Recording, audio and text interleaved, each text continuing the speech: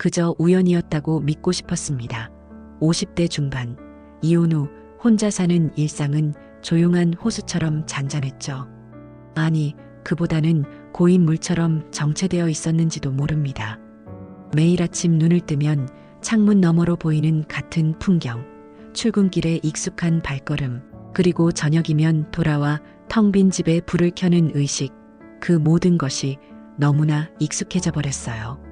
정연아, 이번 주말에 우리랑 나들이 갈래? 오랜 친구 미영의 전화에 처음엔 망설였습니다. 주말이면 집안일을 하거나 가끔 동네 서점에서 책을 고르는 것이 전부였으니까요. 하지만 친구들과의 약속이라면 그건 조금 다른 일상이 될 수 있을 것 같았습니다. 그래, 가보자, 이렇게 답하는 제 목소리가 어쩐지 낯설게 느껴졌어요. 얼마 만에 누군가의 제안에 기꺼이 응했던 걸까요? 주말, 우리는 북한산 근처 카페에서 만났습니다. 친구들과 함께하는 시간은 따뜻했죠. 오랜만에 웃음이 피어올랐고 잠시나마 혼자라는 생각에서 벗어날 수 있었습니다. 그때였어요. 카페를 나서는 길에 바람에 날려 발밑으로 떨어진 전단지 하나. 묻지마 산악회라는 다소 특이한 이름이 적혀 있었습니다. 산에 관심이 있던 건 아니었지만 그 이름이 묘하게 시선을 끌었어요. 이거 뭐지? 묻지마 산악회라니, 이름이 재밌네. 미영이 전단지를 주워 살펴보더니 갑자기 눈을 반짝였습니다. 우리 여기 한번 가볼까? 별거 아니겠지만 재밌을 것 같은데. 저는 고개를 갸우뚱했어요. 산행이라니 제게는 너무 먼 세계처럼 느껴졌습니다. 하지만 친구들의 호기심 어린 눈빛과 설렘 가득한 목소리에 어느새 저도 동의하고 있었죠. 그래, 한번 가보는 거지 뭐. 별로 어려운 산도 아니라고 하니까. 이 말을 내뱉는 순간 제 가슴 한편에서 작은 파문이 일었습니다. 마치 오랫동안 잠들어 있던 무언가가 깨어나는 것 같았어요. 그때는 몰랐습니다. 이 우연한 만남이 제 인생을 완전히 뒤바꿔 놓을 거라는 사실을요. 다음 주 토요일 북한산 입구에 도착했을 때 이미 수십 명의 사람들이 모여 있었습니다. 대부분 중년의 남녀들이었고 산행 복장으로 단정하게 차려입은 모습이었죠. 처음 보는 낯선 얼굴들 사이에서 저는 어색함을 느꼈어요. 친구들과 함께 왔지만 이런 무리 속에 섞이는 건 오랜만이라 가슴이 두근거렸습니다. 처음 오셨나 봐요. 여기 등산하는 좀 미끄러울 수 있으니 조심하세요. 뒤에서 들려온 따뜻한 목소리에 고개를 돌리자 환한 미소를 지닌 한 남성이 서 있었습니다. 그가 바로 남기호였어요. 키가 크진 않았지만 단단한 체구에 리더십이 느껴지는 분위기였죠. 특히 그의 눈빛은 다정함과 신뢰감을 동시에 주었습니다. 네, 오늘 처음 와봤어요. 친구들이랑 같이 왔는데 좀 낯설네요. 기호는 친절하게 산악회에 대해 설명해 주었습니다. 묻지 마라는 이름은 누구든 묻지 말고 환영한다는 의미라고 했죠. 등산 경험, 나이, 직업 같은 것들을 따지지 않고 산을 좋아하는 마음만 있으면 된다고요. 그의 말 한마디 한마디가 따뜻하게 느껴졌습니다. 이정연 씨, 제가 앞에서 페이스 맞춰드릴게요. 산에서 인연 맺으면 오래 간다니까요. 그 말을 듣는 순간 이상하게도 가슴이 두근거렸어요. 그건 단순한 친절함을 넘어선 무언가가 느껴졌기 때문일까요? 아니면 오랫동안 누군가에게 특별한 관심을 받지 못했던 제 마음이 과하게 반응한 것일까요? 산행이 시작되었고 기호는 약속대로 제 옆에서 페이스를 맞춰주었습니다. 때로는 손을 내밀어 험한 길을 건너도록 도와주기도 했죠. 그런 작은 친절에 어느새 제 마음은 따뜻해지고 있었습니다. 오랫동안 잊고 있던 감정이었어요. 누군가에게 보호받는 느낌, 특별해지는 기분. 정상에 도착했을 때 눈앞에 펼쳐진 풍경은 말로 표현할 수 없을 만큼 아름다웠습니다. 저는 그 자리에 서서 깊은 숨을 들이마셨어요. 맑은 공기, 탁 트인 시야, 그리고 무엇보다 오랜만에 느끼는 성취감. 마치 제 삶의 무게를 잠시 내려놓은 것처럼 가벼웠습니다. 어때요? 이렇게 좋은데 혼자 살면 참 아쉽죠? 기호의 말에 저는 그저 미소로 답했습니다. 하지만 그 순간 제 마음 한편에서는 작은 물음표가 생겼어요. 산에 대한 이야기인지 아니면 다른 의미가 담긴 말인지. 몇 주가 지나고 저는 어느새 산악회의 단골 회원이 되어 있었습니다. 주말마다 산을 오르는 일이 일상이 되었고 그때마다 기호는 저를 친절하게 챙겨주었죠. 처음에는 그저 단체의 리더로서 신경 써주는 것이라 생각했지만 점차 그의 관심이 특별하게 느껴지기 시작했어요. 이정연 씨, 이번 주말에는 설악산 가는데 같이 가실래요? 경치가 정말 좋을 거예요. 기호의 제안에 솔직히 설레었습니다. 오랫동안 혼자였던 제게 누군가의 관심은 마치 오아시스 같았으니까요. 하지만 동시에 묘한 불안감도 있었어요. 기호의 친절함이 너무 과하게 느껴질 때가 있었습니다. 세 번째 산행 때였습니다. 휴식 시간에 물을 마시고 있는데 문득 다른 여성 회원들을 향한 기호의 모습이 눈에 들어왔어요. 새로운 젊은 여성에게도 똑같이 친절하게 대하고 같은 말을 하는 모습이었습니다. 산에서 인연 맺으면 오래 간다니까요. 그 말이 갑자기 특별하지 않게 느껴졌어요. 더 이상한 건 남성 회원들 사이에서 오가는 시선과 귓속말이었습니다. 기호가 제게 다가올 때마다 그들은 서로를 쿡쿡 찌르며 웃었고 때로는 눈짓을 주고받기도 했죠. 마치 무언가 비밀스러운 농담이 오가는 것 같았습니다. 기호 씨가 또 사냥 나갔네. 저번에 그 여자는 어떻게 됐대? 우연히 들려온 대화 조각들이 제 마음을 불편하게 만들었어요. 사냥이라니 그건 무슨 의미였을까요? 그리고 저번 여자는 또 누구를 말하는 걸까요? 의문이 꼬리에 꼬리를 물었습니다.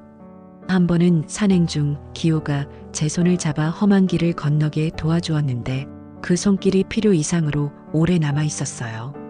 처음엔 실수라고 생각했지만 그런 일이 반복되면서 점점 의도적으로 느껴졌습니다. 이정연 씨는 참 섬세하시네요. 그런 여성이 혼자 사는 건 아깝다고 생각해요. 기호의 말에 어색한 웃음으로 넘겼지만 마음 한구석이 불편해졌습니다. 그것은 단순한 칭찬이 아니라 어떤 의도를 담은 말처럼 들렸어요. 저는 점점 기호의 말과 행동에서 미묘한 신호들을 읽기 시작했습니다. 그리고 그 신호가 제가 원하는 종류의 관심이 아닐지도 모른다는 생각이 들기 시작했어요. 어느 토요일 산행 중이었습니다. 기호는 평소보다 더 열심히 저를 챙겼고 다른 회원들의 시선은 더욱 노골적이었어요. 특히 제 눈에 띈 건 기호의 바지였습니다. 한쪽 바지통이 살짝 거쳐 있었죠. 평소와 다른 모습이라 그저 우연이라 생각했습니다. 휴식 시간, 조용히 앉아있던 한 여성 회원이 제게 다가왔어요. 그녀는 박미선이라고 했습니다. 항상 조용히 혼자 산행을 즐기는 분이었죠. 처음이신가 봐요. 이 산악회. 박미선의 말투에는 묘한 의미가 담겨 있었습니다. 저는 고개를 끄덕였어요. 네, 2달 정도 됐어요. 재미있더라고요. 박미선은 잠시 망설이더니 낮은 목소리로 말했습니다. 기호 씨 바지 보셨어요? 한쪽만 걷어 올렸던데. 저는 의아한 표정을 지었고 박미선은 더 가까이 다가와 속삭였습니다. 그게 묻지마 산악회에선 일종의 관심 신호예요.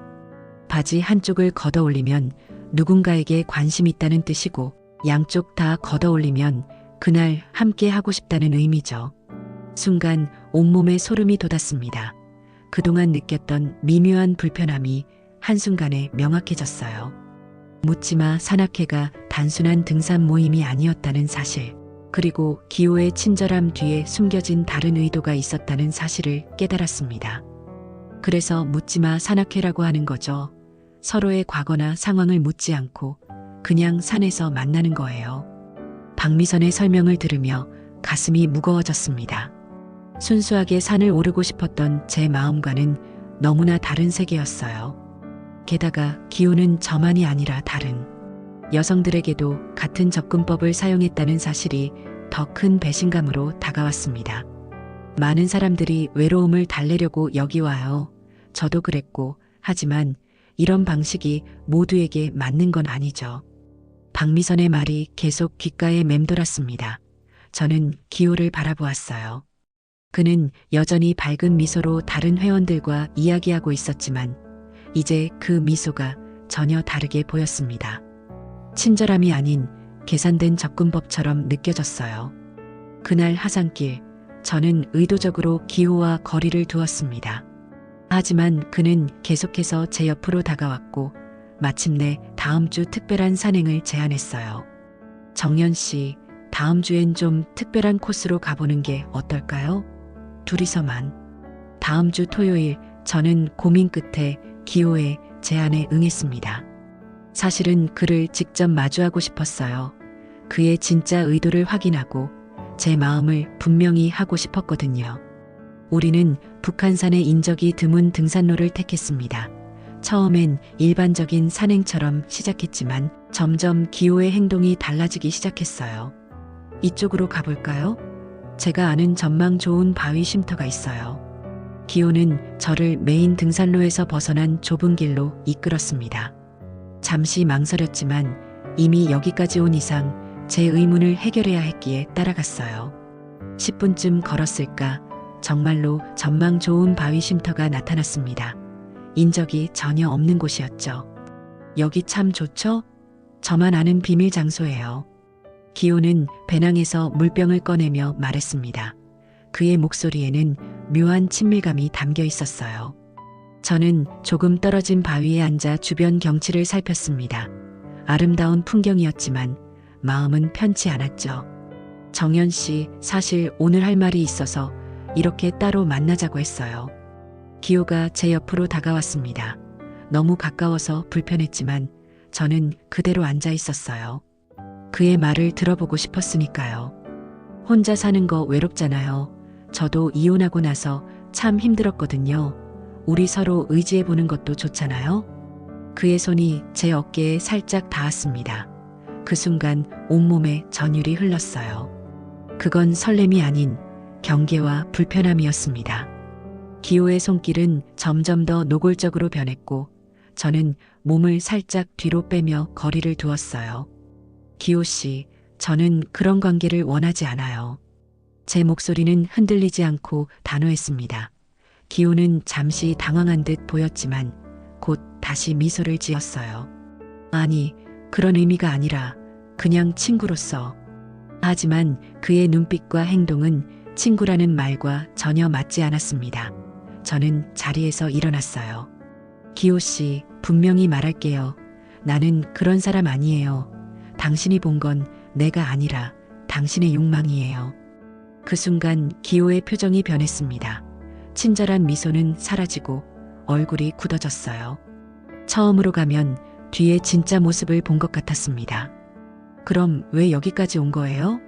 다들 이런 암묵적인 룰을 알고 오는 건데. 그의 말에 분노가 치밀었지만 저는 침착함을 유지했습니다. 저는 그저 산을 오르고 싶었어요. 순수하게 자연을 느끼고 사람들과 함께하는 기쁨을 나누고 싶었을 뿐이에요. 당신들이 만든 룰에는 관심 없어요. 그렇게 말하고 저는 그 자리를 떠났습니다. 하산길 내내 울컥하는 감정을 참기 위해 입술을 깨물었어요. 분노와 배신감, 그리고 무엇보다 나 자신에 대한 실망감이 뒤섞였습니다. 하지만 동시에 이상하게도 후련함도 느꼈어요. 드디어 진실을 마주했으니까요. 그날 이후 저는 더 이상 묻지마 산악회에 나가지 않았습니다. 친구들은 무슨 일이 있었냐고 물었지만 저는 그저 분위기가 맞지 않았다라고만 답했어요. 하지만 산에 대한 관심까지 버릴 수는 없었습니다. 오히려 그 경험이 산에 대한 진정한 열정을 깨우친 것인지도 모르겠네요. 어느 날 문득 혼자 산에 오르면 어떨까 하는 생각이 들었습니다. 처음엔 두려웠어요. 산은 위험할 수 있고 혼자라면 더욱 그렇죠. 하지만 동시에 묘한 설렘도 있었습니다. 누구의 페이스도 누구의 시선도 의식하지 않고 오롯이 나만의 속도로 걸을 수 있다는 생각이 좋았어요. 첫 단독 산행은 북한산 중 가장 쉬운 코스였습니다. 배낭에 물과 간식, 응급 도구들을 챙겨 넣고 출발했어요. 처음엔 걸음이 조심스러웠습니다.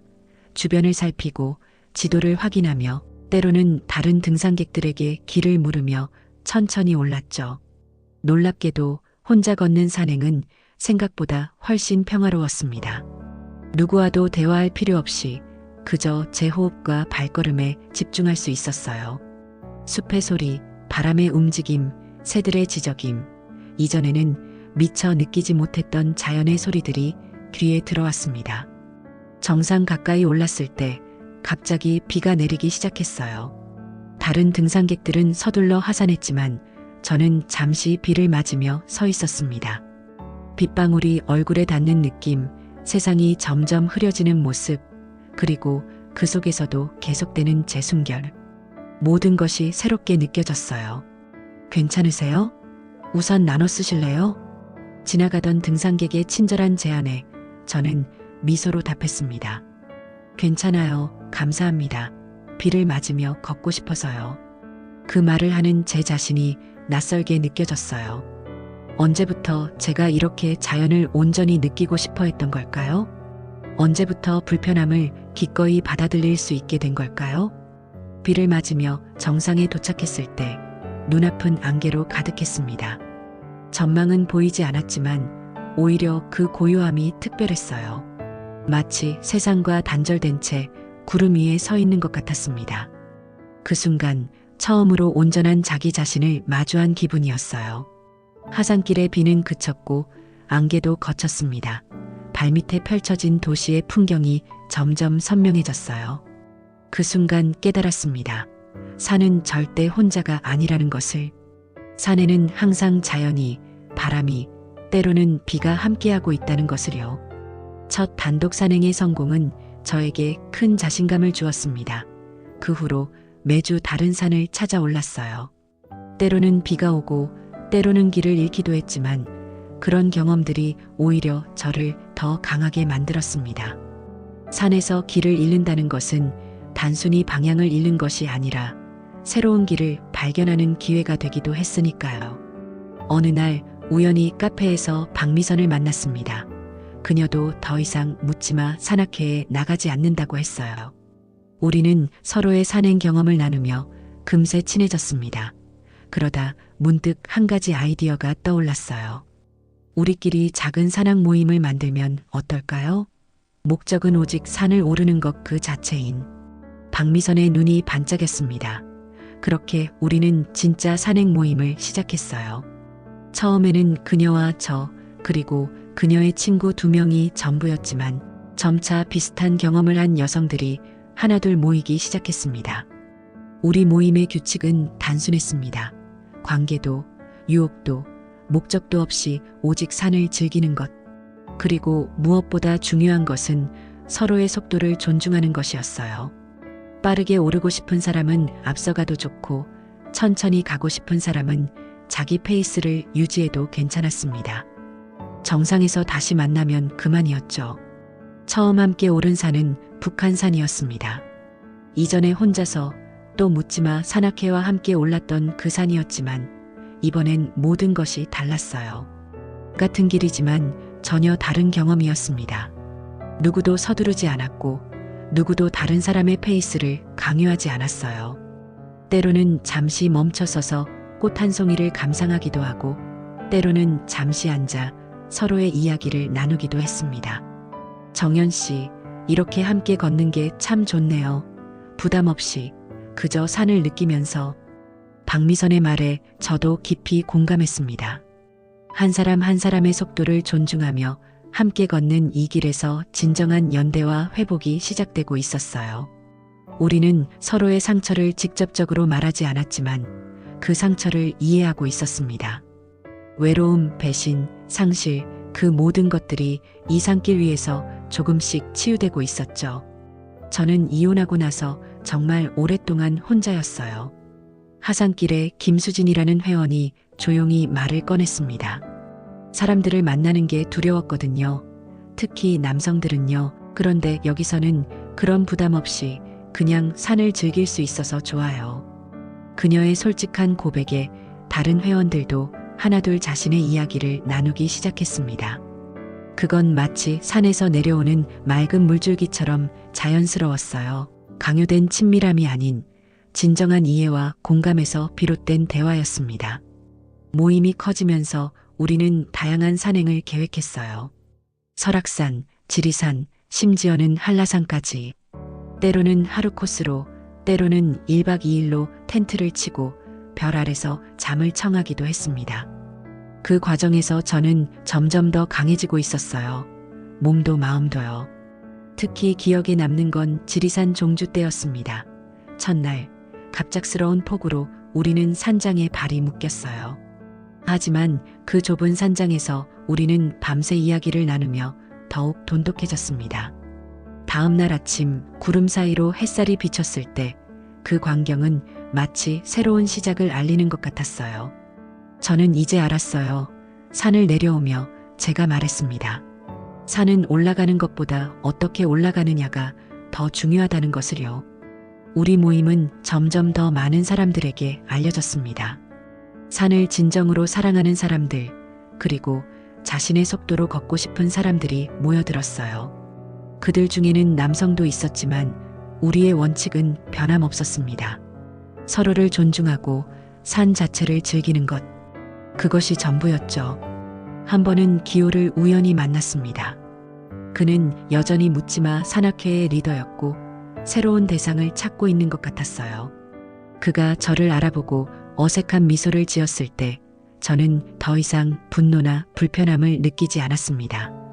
오히려 그를 약간 불쌍하게 여기는 마음이 들었어요. 진정한 산의 아름다움, 그리고 진정한 인연의 의미를 모르는 사람이라고 생각했으니까요. 어느 새벽 우리는 북한산 정상에 모였습니다. 일출을 보기 위해서였죠. 아직 어둠이 가시지 않은 산길을 헤드랜턴 불빛에 의지에 올랐어요. 숨소리와 발걸음 소리만이 고요한 새벽을 깨뜨렸습니다. 가끔 누군가 미끄러질 때면 자연스레 뒤에 있는 사람이 손을 내밀었고 앞서가던 사람은 어려운 길목에서 뒤를 돌아보며 조언을 건넸습니다. 정상에 도착했을 때 하늘은 이미 푸르스름하게 변하고 있었어요. 우리는 준비해온 돗자리를 펴고 앉아 동쪽 하늘을 바라보았습니다. 누군가 준비해온 따뜻한 차를 나눠 마시며 기다렸죠. 그 순간의 고요함과 기대감은 말로 표현할 수 없을 만큼 특별했어요. 저기 해가 떠요. 누군가의 외침에 모두의 시선이 한 곳으로 모였습니다. 지평선 너머로 붉은 빛이 서서히 올라오기 시작했어요. 처음에는 희미한 빗줄기였다가 점점 강렬한 붉은 빛으로 번져나갔습니다. 그 광경 앞에서 우리는 모두 숨을 죽였어요. 마치 세상의 시작을 목격하는 것 같은 경외감이 느껴졌습니다. 해가 완전히 떠올랐을 때 저는 깊은 감동에 사로잡혔어요. 이 순간을 혼자가 아닌 진정한 동료들과 함께 나눌 수 있다는 것이 얼마나 큰 축복인지 새삼 느꼈습니다. 그리고 동시에 깨달았어요. 이제 저는 누군가를 따라 걷는 게 아니라 제 길을 제가 만들며 걷고 있다는 것을요. 다들 보이시나요? 저는 떠오른 해를 바라보며 말했습니다. 저 태양처럼 우리 모두는 자신만의 빛을 가지고 있어요. 그리고 그 빛은 혼자서도 충분히 아름답지만 이렇게 함께 있을 때 더 환하게 빛나는 것 같아요. 우리는 서로를 바라보며 미소 지었습니다. 그 순간 저는 더 이상 외롭지 않다고 느꼈어요. 제 눈에는 더 이상 외로움이 아닌 단단한 평온함이 머물고 있었습니다. 이것이 제가 진정으로 찾던 것이었죠. 타인에게 의존하는 안정감이 아니라 스스로 설 수 있는 단단함이었습니다. 하산길, 저는 문득 뒤를 돌아보았습니다. 우리가 올라왔던 길, 그리고 그 너머로 보이는 도시의 풍경. 모든 것이 이제는 다르게 보였어요. 산은 여전히 그 자리에 있었지만 그것을 바라보는 제 시선이 달라진 것이었습니다. 정연 씨, 다음 주엔 어디로 갈까요? 박미선이 물었습니다.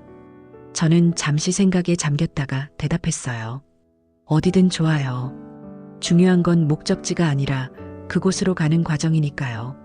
그렇게 저는 50대 중반에 인생의 새로운 여정을 시작했습니다. 외로움에 휩싸여 우연히 시작한 산행이 이제는 제 삶의 중요한 부분이 되었어요. 그리고 그 과정에서 저는 혼자서도 걷는 법을 배웠습니다. 때로는 다른 이들과 함께 걷고 때로는 홀로 걸으며 제 삶의 주인공으로 우뚝 서는 법을요.